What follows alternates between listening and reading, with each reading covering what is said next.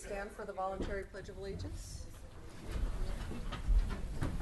I pledge allegiance to the flag of the United States of America and to the republic for which it stands, one nation, under God, indivisible, with liberty and justice for all.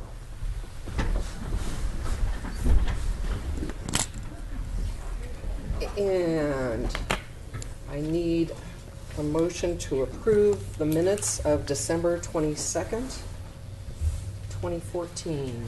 So moved. It's been moved by Bob Lynn. Second. Seconded by John Haverlick. Is there any discussion? Hearing none. All those in favor of approval of the minutes say aye. Aye. Opposed? And the approval of the meeting minutes passes. Next, we have amendment and approval of the meeting agenda. Are there any amendments to today's agenda? Madam Mayor, I'd like to add an item to the agenda today, please. And what would that be? I would like to discuss the possibility of creating a property tax exemption for farm buildings within our borough. And I think we can put that under 16 assembly discussion items. Excellent, Okay. thank you. Farm buildings. Are there any other amendments? Do I have a motion to approve the agenda? So move. Second. Been moved by John Haverlick, seconded by J. Stanton Gregor. All those in favor say aye. Aye. Aye. Opposed? The agenda is approved. Moving on to public hearings and bid awards. There are none. Moving on to visitors' views related to the agenda. Do we have anyone who'd like to speak to items that are on today's agenda? Hearing none, we will move on to visitors' views unrelated to the agenda. Is there anyone that would like to speak? Come on up, Sunny.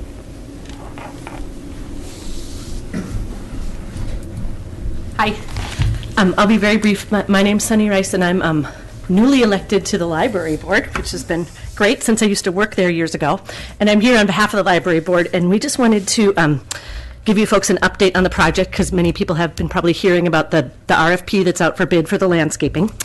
So to be clear, that RFP is just for the hardscaping, which is going to be rock buildings and drainage, none of the sort of planting in that. And the idea with this proposal is it's a little bit higher cost up front, but to have it as low maintenance as possible in the long term. The money for this is coming from a state legislative grant that was given to the construction of the library, as well as our fund of donations that were made specifically to our library project.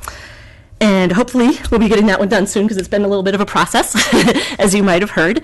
But to let you know, the last sort of finishing up of this project that we have to do we actually have a little bit more in the construction contract, finishing up some IT infrastructure, and then we'll need to be doing the sort of longer term plantings that will go along with the landscaping.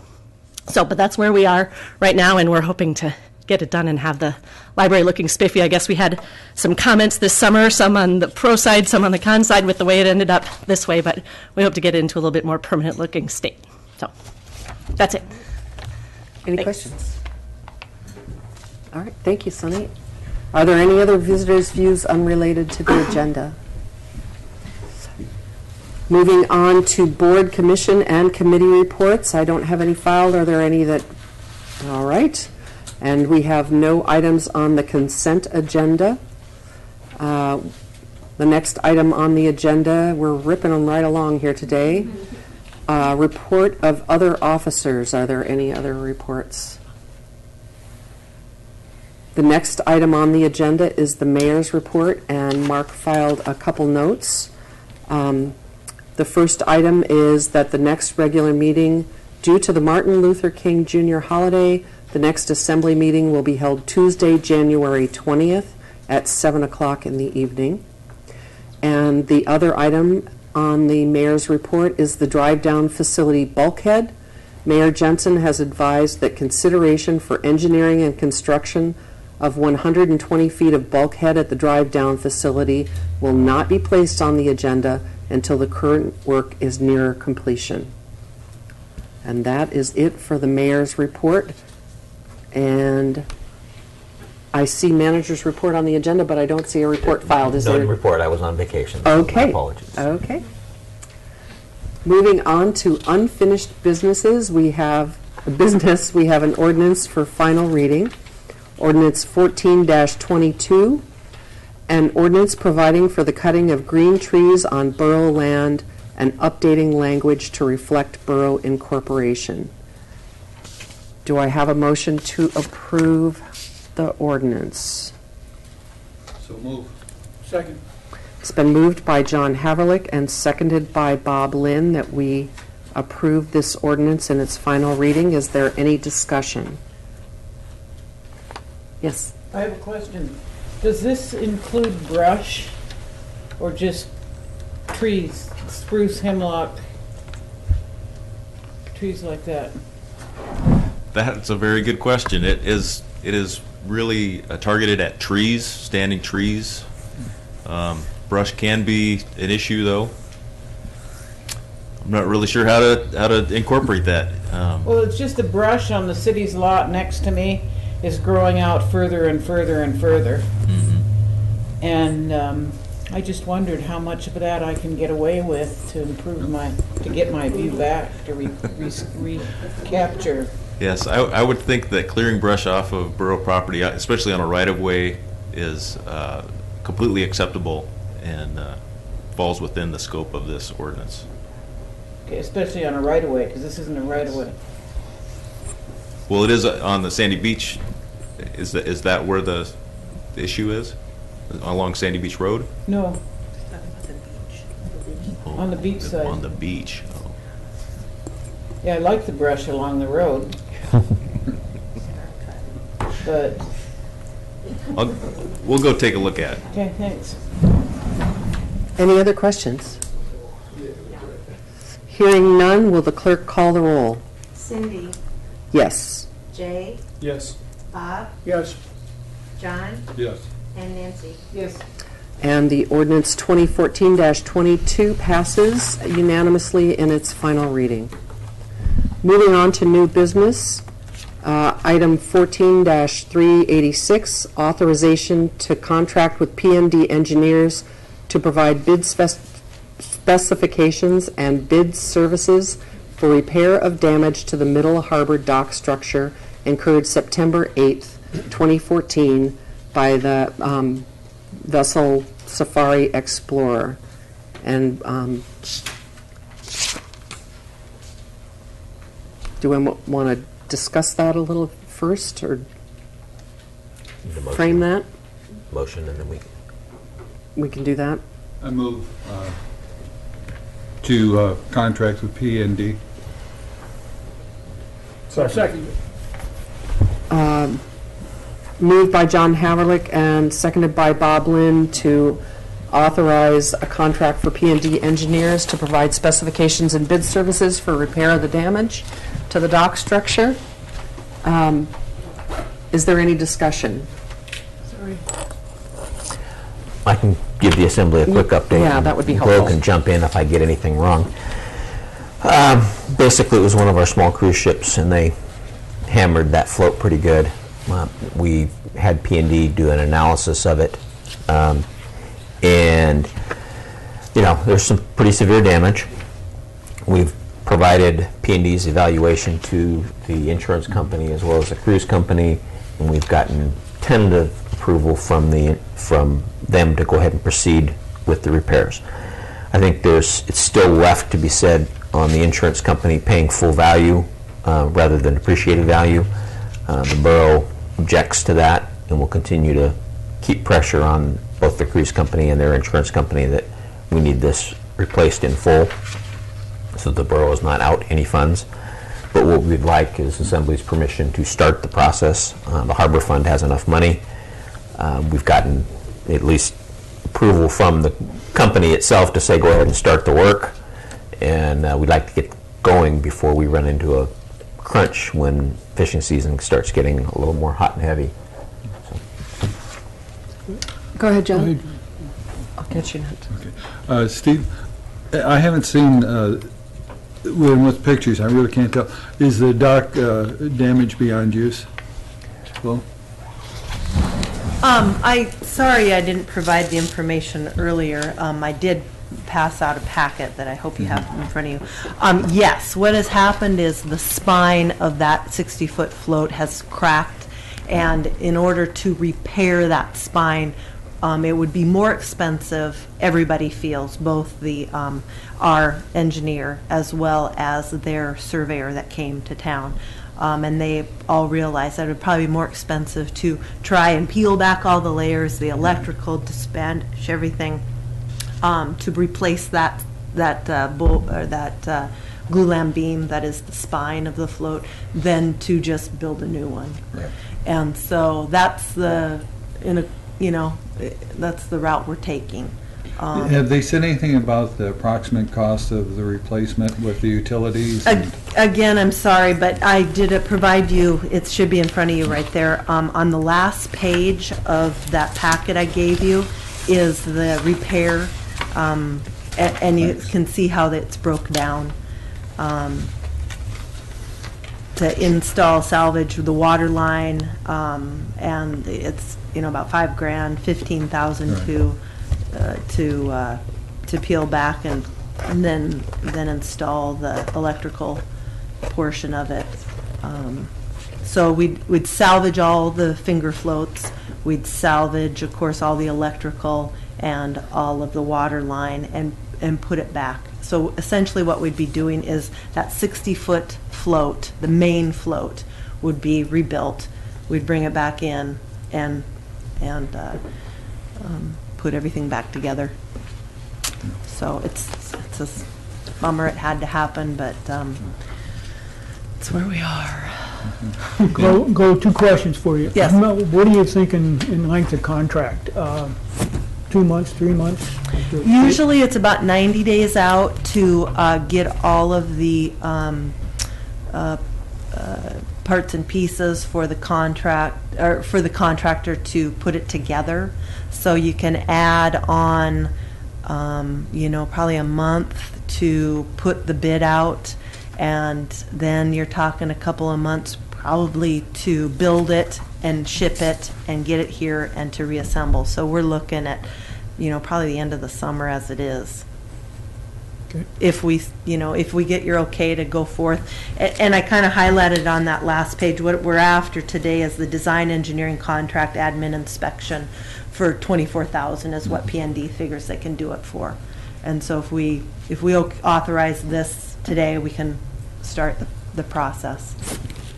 And the second question, Steve, was your thinking then is to use to pay for it initially out of the harbor fund and then to replace the insurance? I can speak. We asked that the bills go directly to the cruise company, but I'm concerned about their take on the whole thing.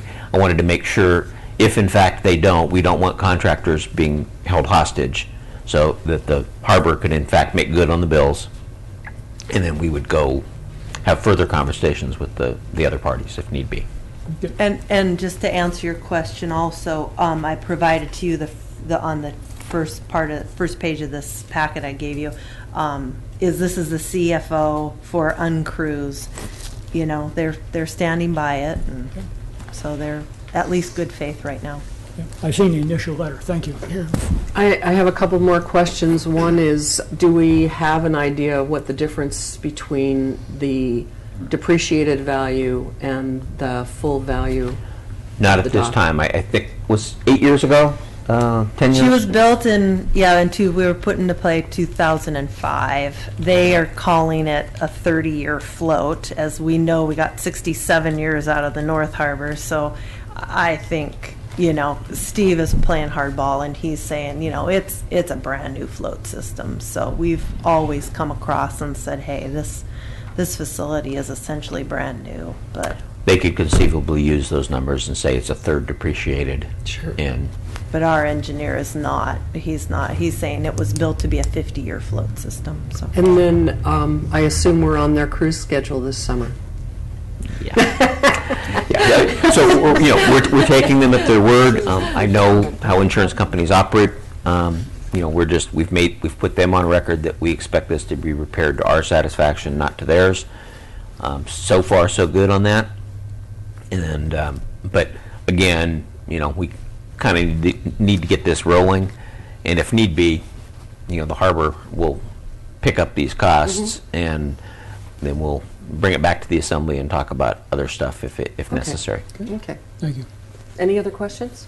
John? Just had one quick one, the sort of, since Glo's already on the hot seat. Have you heard any update on the crane? Oh, thanks. Actually, I sent an email out first thing this morning. I haven't gotten anything back. It was delivered Christmas Eve. And so he said that Lance, the manager, said that they'd be getting to us right away. So I'm hoping here sometime this week to hear. Okay, thank you. And then we had a question from the audience. Will the float be usable this summer at all, or is it going to be condemned completely? Chloe, do you know? Well, we want to make sure that they understand that there will be a section of it that will be condemned, but part of it Because if we're we sitting can there use. using sassy, they're not going to want to pay for it. Right, exactly. One of the, if I may, I'm sorry, Madam. One of the statements that I've made to the company was that if this doesn't get resolved quickly to the satisfaction of the borough, we have some concerns about lost revenue related to that float. And we've made that very clear to them that that's an issue for us, and I think they're listening at this point. We'll see. Any other questions? Hearing none, will the clerk call the roll? Cindy, Yes. Bob, Yes. Nancy, Yes. John, Yes. and Jay. Yes. And 14-386, authorization to contract with P&D engineers to provide bid specifications and bid services for repair of damage to the Middle Harbor dock structure incurred September 8th, 2014 by the MV Safari Explorer. It passes unanimously. The next item is communications, and we received 2 letters. Both are in regard to the purchase of land at Papke's Landing. They were received from Kent Wegener and Pauline Lee, and both are in favor of purchase of properties out at Papke's Landing and working with the other agencies that own property out there to resolve some of the management issues. And the next item up are assembly discussion items, and I'm going to go ahead and put you first, Jay, so I don't forget you. Works for me, thanks. This week I got an email from the folks out at Farragut Farm talking about property taxes in regards specifically to farm buildings. Talking about, I believe it was House Bill 40 a couple of years ago, provided municipalities can create an exemption for farm buildings, specifically partial or completely. As of right now, some of their farm buildings are being taxed at residential rates. They don't feel that's necessarily fair. I humbly agree. And to make something like that happen, Jody, if let me know if I speak incorrectly, we would need to have an ordinance providing for that, go through 3 readings, because any exemption, property tax or otherwise, would need to be approved by the voters, correct? Correct. So that would be the way to go about something like that. So what I would like to do is take that on and do some of the legwork, working with Kathy to, I guess, craft an ordinance that would make sense for that, to create an exemption for farm buildings, property tax-wise. So unless anyone had any objections to that or anything of the sort. And this would be only in relationship to raising of farm crops, or would it also be for sales? Be for food items only. I'm not sure if I understand your question. If somebody were to construct a building and sell produce within the borough, would that be a building that you would be considering as well? If I'm remembering House Bill 40 correctly, and I'm not overly well read on it, though I think that would come through the process, maybe flushing more of that out. I think it is at least 10% of your income needs to come from farming, and not specifically food items. It's for literally for on-farm, not for retail purposes, as far as I'm reading it. I'm not positive yet. Does that reasonably answer your question? Sort of, but I don't need to get too far down in the Cool. weeds at this point. Nancy had a question. I have the same question. Is this, what farm buildings, farmhouses, farm barns? Outbuildings, meaning right now, if using Farragut as an example, a food storage building is being taxed at the same rate as their domicile. So how do we tax warehouses?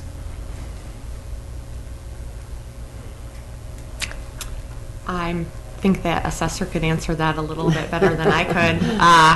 I'm sure there is a different rate from a residential house, but I couldn't tell you off the top of my head what that would be. Generally has a value, so the rate's, I think, the same. It's the valuation that is changed.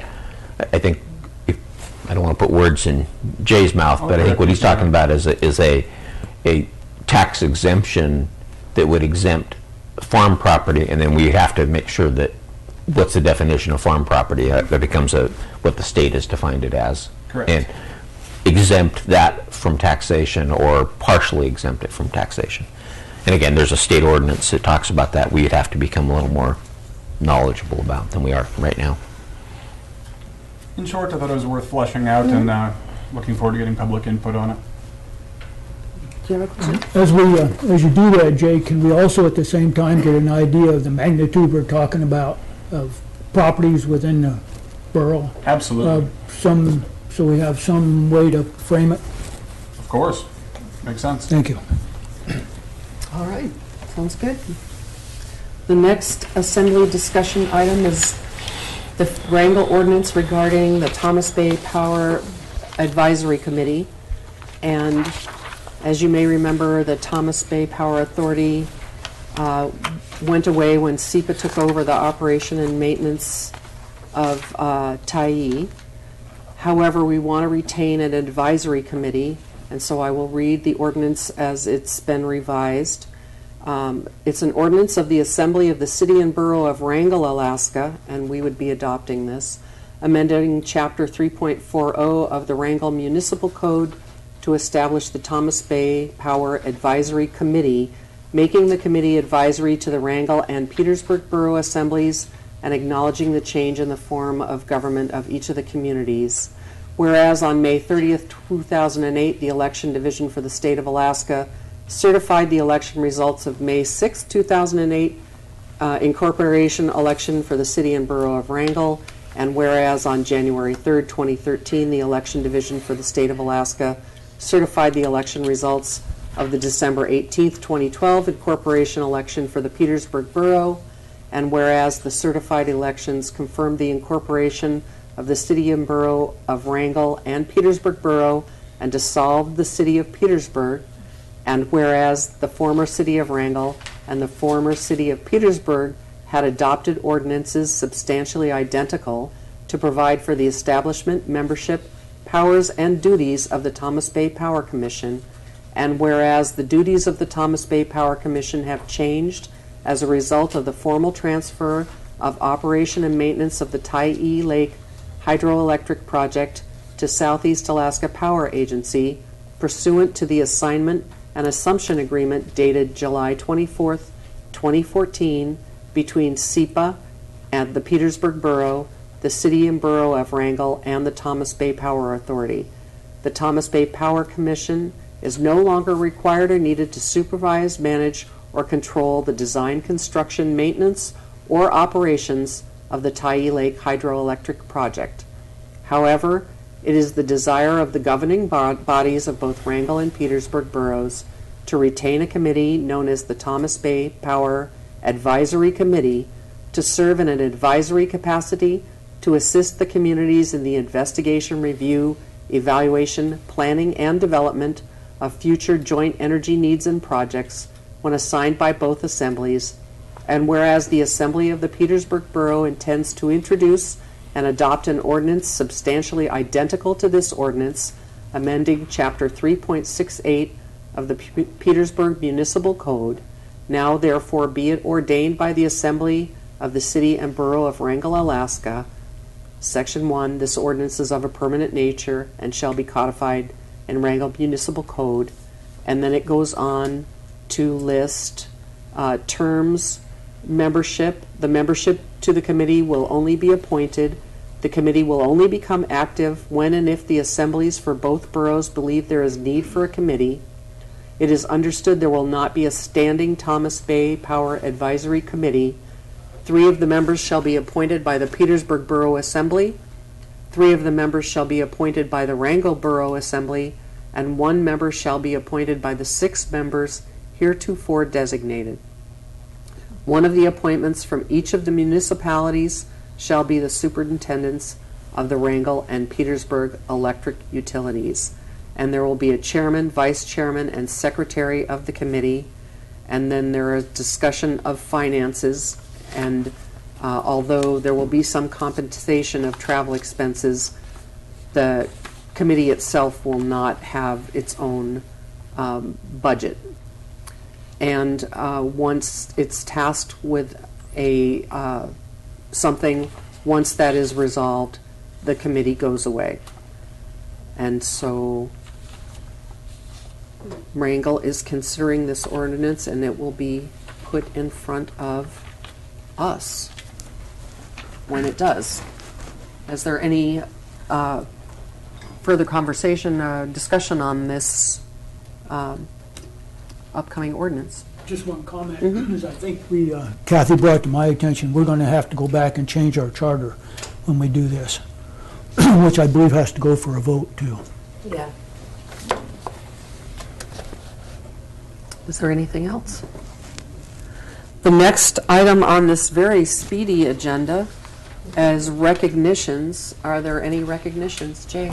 I would like to recognize Chief Kelly Swihart for his efforts over the last several months, being away from his family in upwards of 10 weeks to be in service to our borough.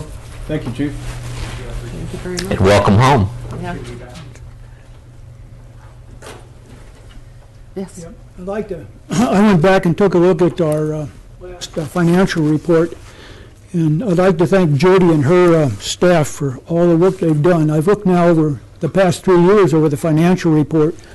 There hasn't been any material weaknesses at all, so I have to give those folks a lot of credit because there's a lot of money moves through their hands at one time or another. Thank you.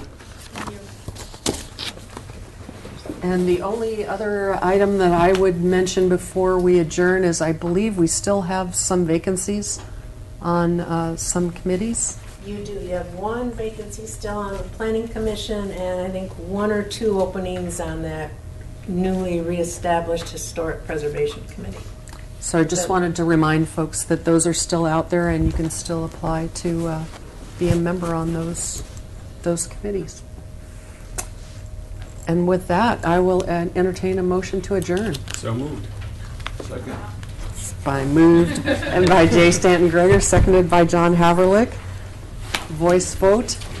All those in favor? Aye. Aye. Opposed? Meeting is concluded.